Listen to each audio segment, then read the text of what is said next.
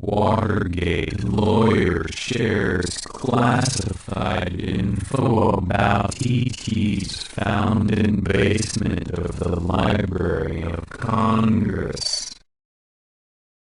Decades ago, visitors from other planets warned us about where we were headed and offered to help. But instead, we, or at least some of us, interpreted their visits as a threat and decided to shoot first and ask questions after. Paul Hellyer, former Canadian Defense Minister. It's funny how some statements made by people with a good reputation are often perceived as credible right away. But when these statements are on a controversial subject, like UFOs, they are still greeted with harsh skepticism. It seems that something has to be presented in the mainstream before it's considered credible, like this picture of Hillary Clinton and Lawrence Rockefeller talking about the implications of contact with intelligent extraterrestrials. A small group of people and the corporations they run control virtually all of our media. Therefore, you don't know about what is not presented, and what is presented is often skewed, misleading, and not true. But this isn't the case every single time. What makes something credible? It depends on a lot of factors. When it comes to the topic of UFOs, what we have are hundreds, if not thousands of people with distinct backgrounds, ranging from employment within defense and space agencies, military personnel of all ranks, to politicians and more who have all testified to the existence of UFOs or intelligent extraterrestrials via experience in their given fields. Behind the scenes, high-ranking Air Force officers are soberly concerned about UFOs. But through official secrecy and ridicule, many citizens are led to believe the unknown flying objects are nonsense. Former head of CIA, Roscoe Hillenkoetter, 1960. On top of that, we also have official documentation that's been released around the world by several governments and defense intelligence agencies outlining the existence of UFOs that perform maneuvers no known aircraft can. You can find some of these statements and documents as referenced below. UFOs aren't really a fringe topic anymore. People just want to know the truth. This field is now littered with information that can no longer be ignored. Perhaps that's why it's one of the most searched topics on the internet today. mind why it's okay to question government intentions when it comes to UFO disclosure. The truth, despite the fact that it is out there somewhere, will most likely, as usual, not come from them. That topic is elaborated on in this previously published videos. Yes, there have been crashed craft and bodies recovered. We are not alone in the universe.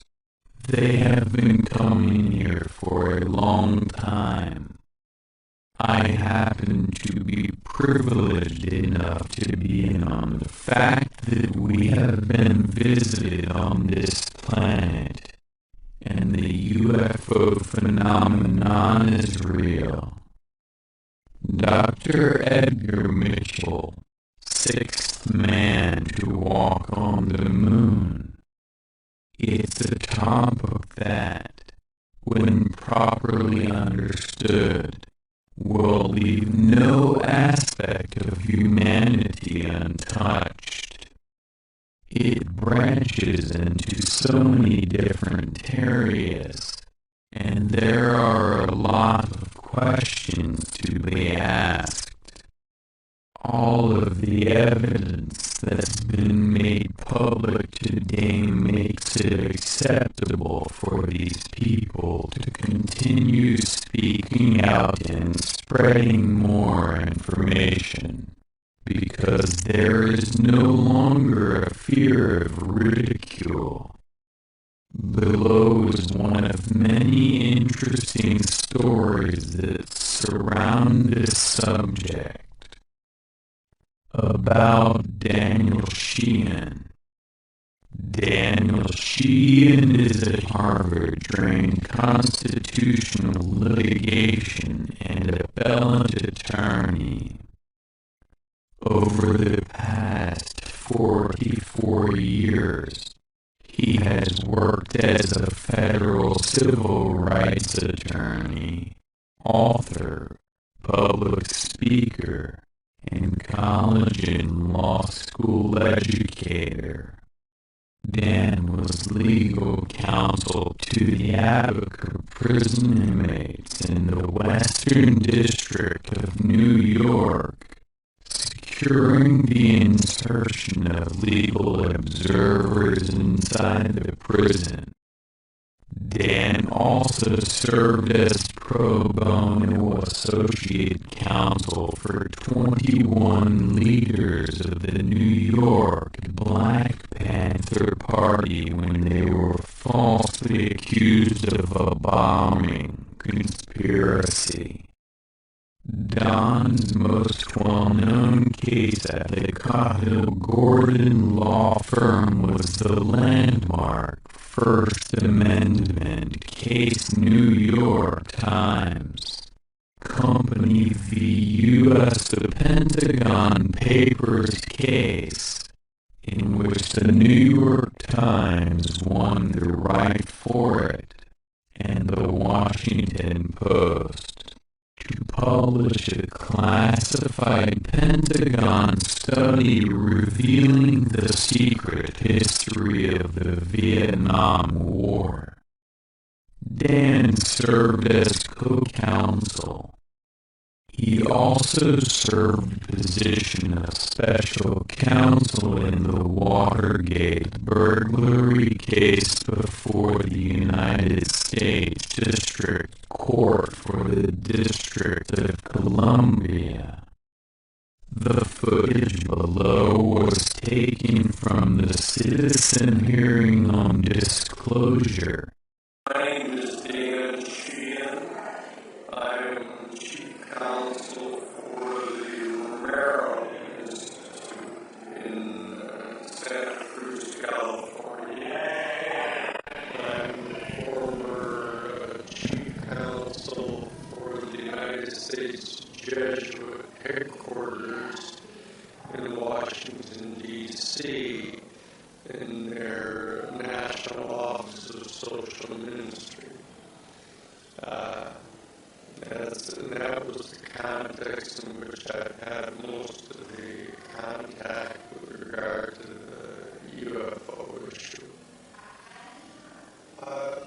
You discussed about going to the basement of the Library of Congress and witnessing some striking evidence. Yes. As a basis of a lot of your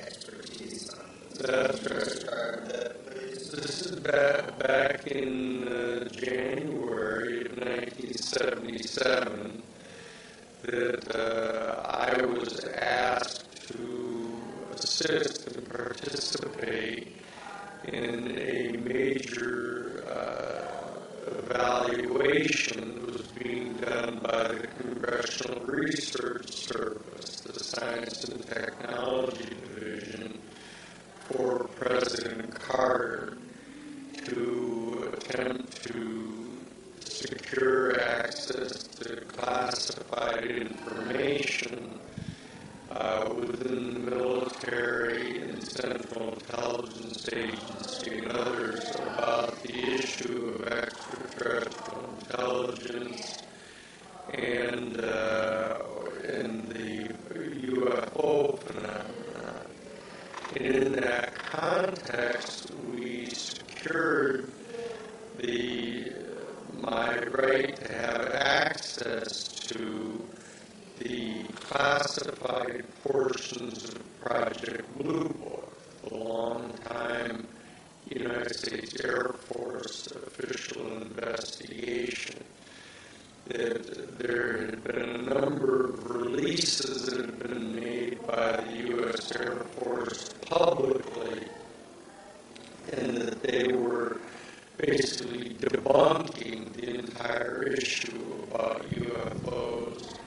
But there was, in fact, a secret portion of the Project Blue Book where they actually sequestered all of the information that actually showed genuine UFOs.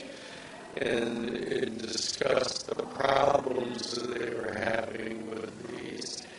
And that was what I got access to. And I saw the unquestioned photographs of UFOs, one of which had crashed at a particular site where there was snow on the ground and it had plowed a huge trough through the field and it had impacted into a bank, a dirt embankment.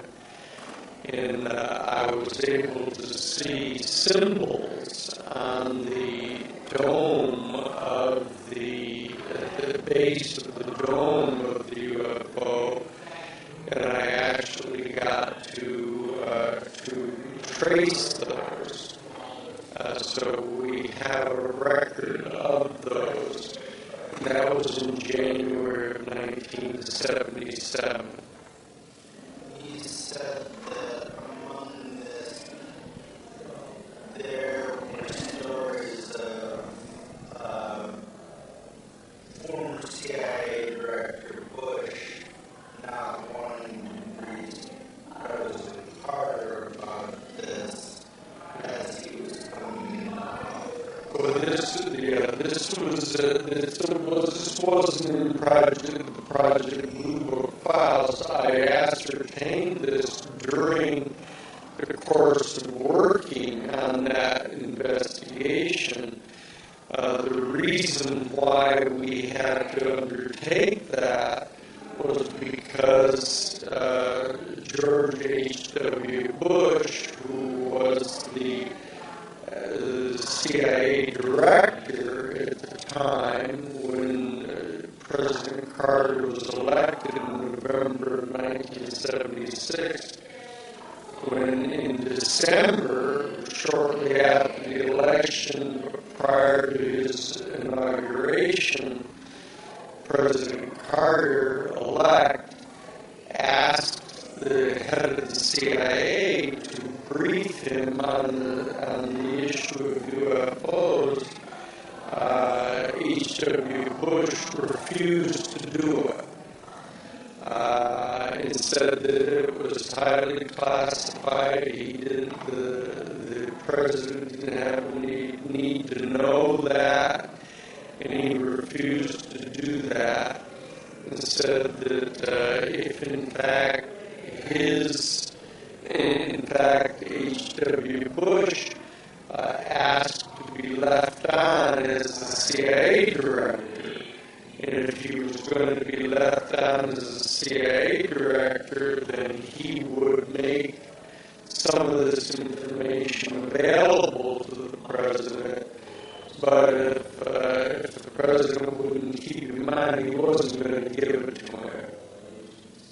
And that's what instigated the investigation being undertaken by President Carter-elect to get this information so he would have it when he became president. This is the 18th News from Collective Evolution.